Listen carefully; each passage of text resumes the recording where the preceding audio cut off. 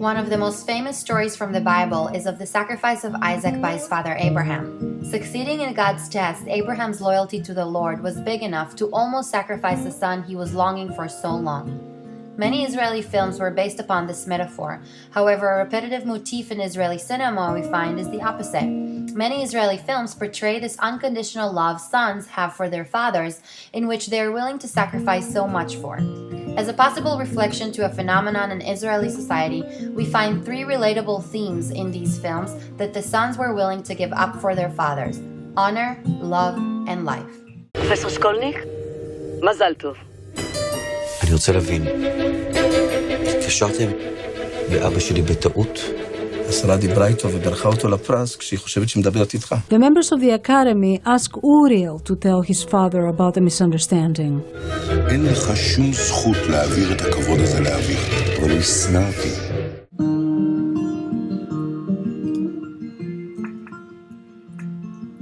The strength of the film Footnote lies in his director Yosef Sider's sharp depictions of the characters of father and son and the nature of their relationship.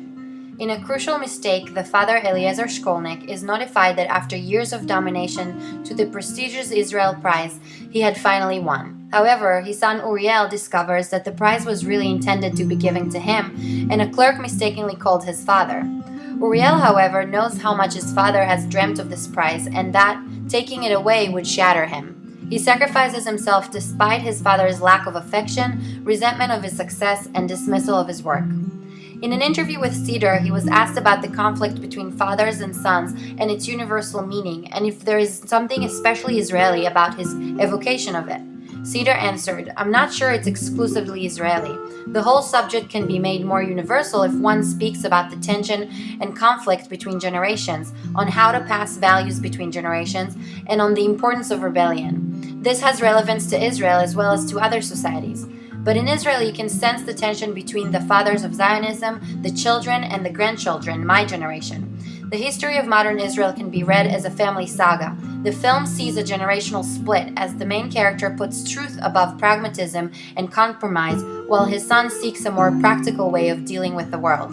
That's very true for Israel, where the generation of fathers adhered to a one-sided ideology, while my generation understood that it had to change in order to live in the region."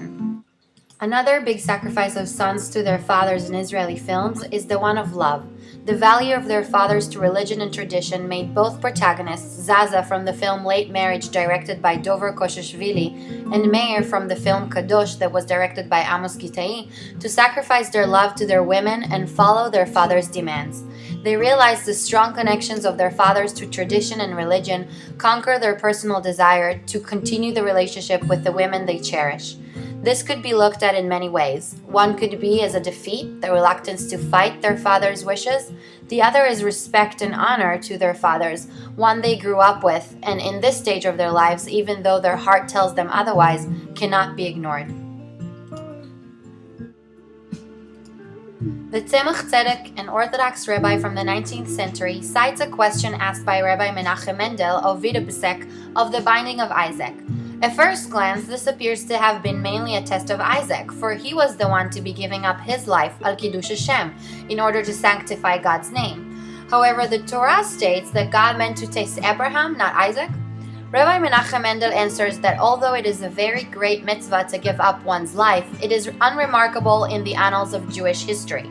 Even the most unlettered and ordinary Jews would surrender their lives in martyrdom. Thus, as great a mitzvah as it is, this test is considered trivial for someone of the spiritual stature of Isaac, who, as one of our forefathers, was likened to God's chariot, for he served as a vehicle for the divine traits of kindness, strictness, and compassion. This interesting point of view leads me to my final sacrifice of sons to their fathers Israeli films portray, the most pivotal one, their lives.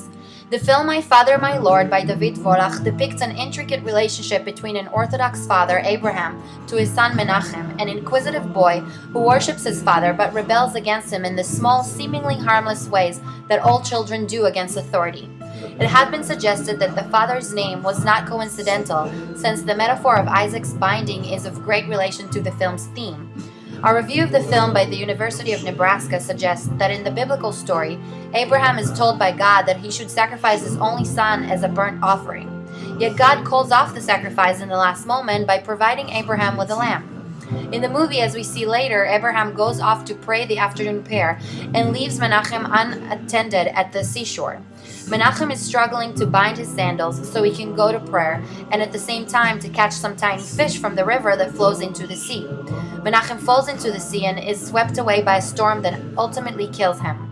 In the meantime, Abraham is praying passionately and is the last of the praying men to realize his own son is gone. The movie leaves its viewers to understand that this is a prophetic parable of Menachem's later sacrifice.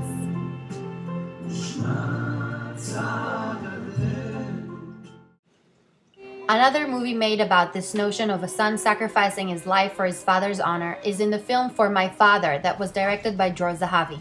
This time a Palestinian man, Tarek, is sent to serve as a suicide bomber in one of the busiest markets in Tel Aviv.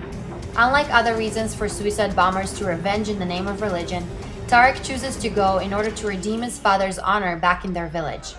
As his father sacrificed a lot, supposedly for his son's dream to become a successful soccer player, Tarek feels it is now his duty to make a big sacrifice as his father did for him.